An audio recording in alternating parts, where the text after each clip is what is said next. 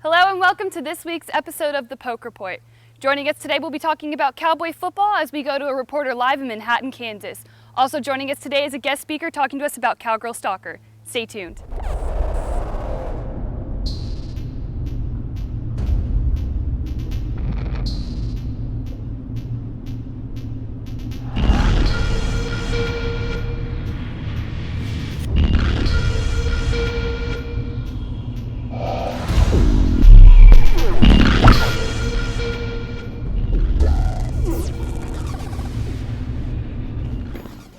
Welcome back to the Poke Report. I'm Elizabeth Bauer. This past weekend, homecoming came to a close as students and alumni gathered into Boone Pickens Stadium to watch the Cowboys take on the West Virginia Mountaineers. Boone Pickens Stadium reached its third largest attendance of over 59,000 people. Stephen Lamar has a recap of last week's game. One thing America's biggest homecoming always brings is a lot of wind. Looking to bounce back after a tough loss to TCU, the Cowboys are welcomed home by the upset-hungry Mountaineers of West Virginia for an important Big 12 face-off. West Virginia started off firing early, only needing 5 plays to drive down the field and score on a 19-yard pass from Clint Trickett to Kevin White, giving the Mountaineers a 7-0 lead. After a failed short drive from the Cowboys, the West Virginia offense struck quickly again when Trickett found Mario Alford, breaking free on a slant that would go for 79 yards. The Cowboys looked poised to answer with a promising drive before Dax Garman was intercepted by Drayvon Henry deep in West Virginia territory. Things like that, so you really got to start fast. We didn't start as fast as we wanted to, but I feel like when we settled in, we really started playing our type of ball. The defenses for both teams stepped it up following the interception, and the offenses managed little until OSU's Ben Grogan was able to hit a 40-yard field goal early in the second quarter.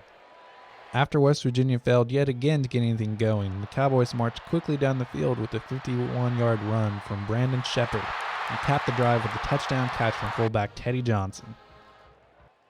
On the Cowboys' ensuing drive, Garman found James Washington for a 38-yard gain, putting the team in scoring position.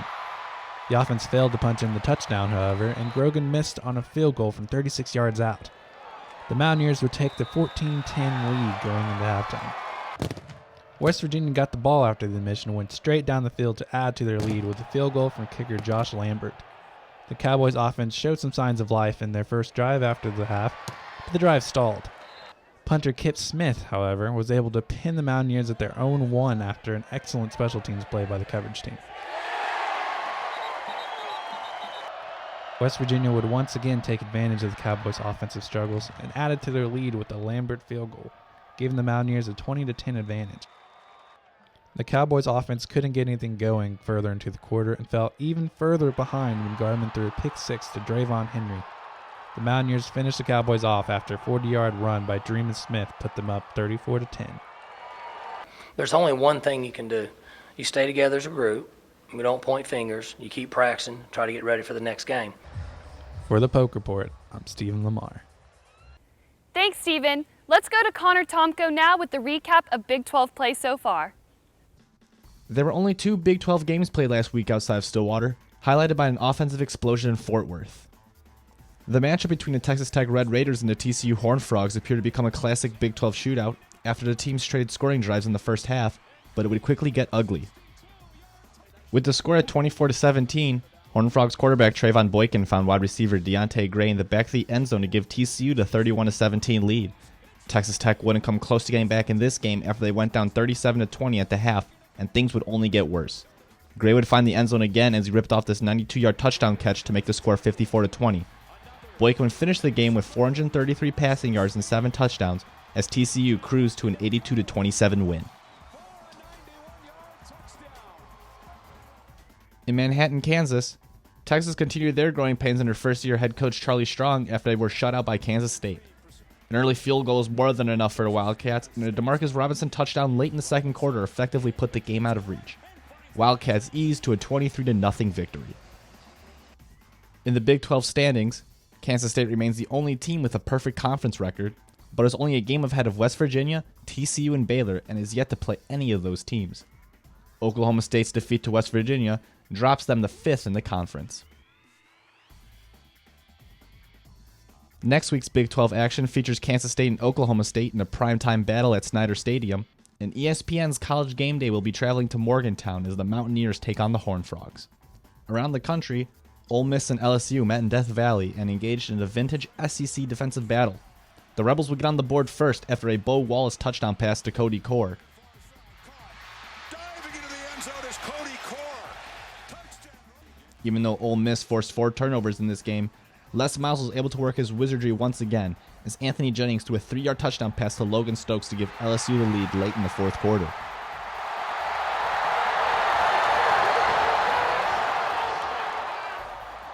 On the final play of the game, Ronald Martin intercepted Wallace's heave to the end zone, and the Tigers held on for the upset. The only major shakeup in the AP Top 10 was Ole Miss dropping to number 7, and Mississippi State and Florida State remained at 1 and 2. Alabama, Auburn, Oregon, and Notre Dame all follow closely behind the unbeatens. For the Poke Report, I'm Connor Tomko. In an OSU secondary that lacks experience, the unquestioned leader of that group is junior cornerback Kevin Peterson. After playing in the shadows of Justin Gilbert and Tyler Patton last season, who are both seeing field in the NFL, Peterson has emerged as one of the best in the conference. Even though he was recently left off the semifinalist list for the Jim Thorpe Award, Peterson says the wins are more important. Yes, sir, definitely. I mean, I'm not trying to think about it. I just try to think more of a team-based thing. If they're not going to throw my way and things like that, I'd rather the team win before you get any type of awards like that. Because, team's first. And I'm more of a team-oriented guy. To be the leader on the team, you got to really put them before yourself. So I don't care about any of the awards or anything like that comes my way. I'd rather get the W before anything else. Peterson recorded 2 interceptions last season, one against Kansas, and another against OU, and says that staying healthy has been a key to making even more plays this season. I think it's physically. Last year I had played with a lot of injuries, and this year I'm really playing more healthy. And then it's better for the team, so we have different guys not be able to get in, and guys be able to on the sidelines really prepare us better for the team to play. In the Cowboys' last game, Peterson was able to hold explosive West Virginia wide receiver Kevin White to only 3 catches for 27 yards. It came as no surprise to OSU safety Jordan Stearns. Kevin did a great job, and I expected it. I mean, I knew. I've seen Kevin in practice not get caught on when he don't want to, when he doesn't want to. So, I expected it. I really wasn't too surprised. The OSU secondary calls themselves the no-fly zone as they try and keep opponents' air attacks grounded. Mahomes picks it up, slings it out to the right side. It's juggled around. The football isn't the only thing Peterson likes to keep out of the air. Intercepted by Oklahoma State. I think Seth Jacobs got it. Plane ride, definitely. I hate getting on planes. Every time we get on the plane, I feel like we're about to die. I pray before we go. Pray when taking off, while we're in the air. Text my mom, tell her I love her and things like that. I hate plane rides with a passion. For the Poke Report, I'm Connor Thompson. Thank you. Thanks, Connor. Although the Cowboys fell to the Mountaineers this weekend, one player had a standout performance. Let's go to Alan with the story. When David Glidden chose Oklahoma State, he mainly had one thing in mind: football. Glidden reflects on where his story got started. It kind of all started back when just back in the backyard with my older brother. My brother loved football a lot more than I did, and he could always beat up on me, really, whenever we were younger growing up. So that's kind of where it all got started, and I really played flag football my whole life growing up. And then once I got into middle school is when I started playing tackle and putting the pads on. As a senior in high school, Glidden was ranked among the top 12 players in Oklahoma by SuperPrep.com. He averaged 19 receiving yards and made 17 touchdowns while receiving awards such as the Oklahoma Gatorade Player of the Year. Glidden also played other sports in high school, but ultimately decided to focus his efforts on football as he began his college career. Once I got into high school, I kind of realized how much I love football, and then I just kind of grew a love and a passion for the sport. Friday Night Lights, I guess you can say, I've always kind of said that really opened up my eyes to the game. And once the recruiting and all that started happening, and I had a great love for OSU growing up. I was always an OSU fan, and so I guess everything just kind of fell into place from there. Glidden has had the chance to start at least one game per season for the past 2 seasons and has made improvements since he started at Oklahoma State. The coaches do a great job of, teaching you the little things when it comes to the things in the film room and stuff like that. It's I've changed. I've learned so much about the game. I really can't even begin to tell you where it's all started and everything. But Coach Dunn and all the coaches that were here previously and stuff like that, they all helped me. I really can't explain how much it is, but my knowledge for the game and everything like that is just tremendously grown. Glidden has grown since he got to Oklahoma State. His receiving average has increased 5 times. Glidden will continue to help out the Cowboys as they look to win their next game against Kansas State this Saturday. For the Polk Report, I'm Alan Sanders. Thanks, Alan. This week, the Cowboys will face the Kansas State Wildcats, the only team undefeated in Big 12 play. Sydney Gray for the Polk Report is live now in Manhattan. Thanks, Elizabeth. We're here at Bill Snyder Family Stadium, and it is cold here in Manhattan, Kansas. The Cowboys will take on 9th-ranked Kansas State Wildcats in hopes of a major upset on the road. We'll be here all weekend to give you the details on next week's episode of the Polk Report. Back to you, Elizabeth. Thanks, Sydney. We're going to take a quick break, but stay tuned. We sit down with Jose Polanco, a beat writer for the Cowgirls soccer team, as we take a deeper look into the soccer team. Welcome back to the Polk Report. In this section, we're going to be talking about Cowgirls soccer. Cowgirls soccer took on the West Virginia Mountaineers this weekend, where they fell to an upset, where they went 9-8-1 for this part of the season. We go to Greg Cimino now with the recap. With first place in the Big 12 at stake, the OSU women's soccer team traveled to Morgantown last Friday. This was the first time the two teams had played each other since West Virginia defeated Oklahoma State in the 2013 Big 12 soccer tournament finals. The first half was statistically even. Both teams had 8 shots, 2 each on goal, and shots off the crossbar. After 78 minutes of scoreless play, midfielder Allie Stevenson put the Cowgirls on the board first, beating goaltender Hannah Stedman with a short goal.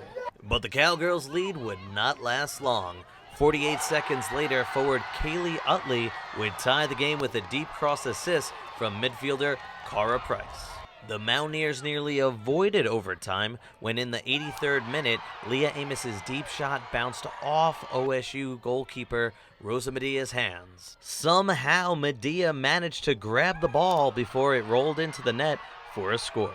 Media would finish the night with 11 saves, 2 shy of her career high, but in the second overtime, Utley would score her second goal of the night and her 4th on the season, snapping the Cowgirls' 3-game winning streak. The loss would drop the Cowgirls to 3rd in the Big 12 Conference. OSU will end the regular season on the road in Austin to play the Texas Longhorns before the Big 12 tournament starts on November 5th. For the Polk Report, I'm Greg Cimino. Thanks, Greg. Joining me today is Jose Polanco, a beat writer for the Cowgirls soccer team. Jose, can you tell us a little bit about how the Cowgirls season is going so far? Well, first of all, thanks for having me. The Cowgirls season has been going, it started off shaky with an 0-6 start, but it looks like once the players started returning from injuries, they started finding their own chemistry, and the team has gotten off to a great Big 12 season. They won their last 3 games before going to West Virginia, and they actually made a push to win the conference this season. Awesome. Can you tell us a little bit how the girls are going into the end of their season? They have Texas this weekend at 7 in Austin, and they are going into the Big 12 Conference. Can you tell us a little bit how you think they're going to end up in the season? Well, this game with Texas, I think it's going to be a game for Coach Carmichael to see who can step up in the tournament. Oklahoma State doesn't have any chances of winning the conference right now, but they can get ready for the tournament where they can see what they can do with opponents like Texas and mainly Kansas and West Virginia, who are going to be the contenders for the Big 12 tournament. Are there any players who have really stood out to you this season who are just going to really be a big help in the Big 12 tournament? I think Rosa Medina has been just the capstone of this season. She came in for Michaela Ongaro, who got injured before in the offseason, and she just has stepped up in this leadership role where she's been one of the best players throughout the whole season, saving the Cowgirls when they most need it. So I think she's going to step up and be a great leader in this Big 12 tournament. What improvements do you think they need to make going into this weekend in the Big 12 tournament? I think just in forward, Courtney Dike needs to start scoring more goals.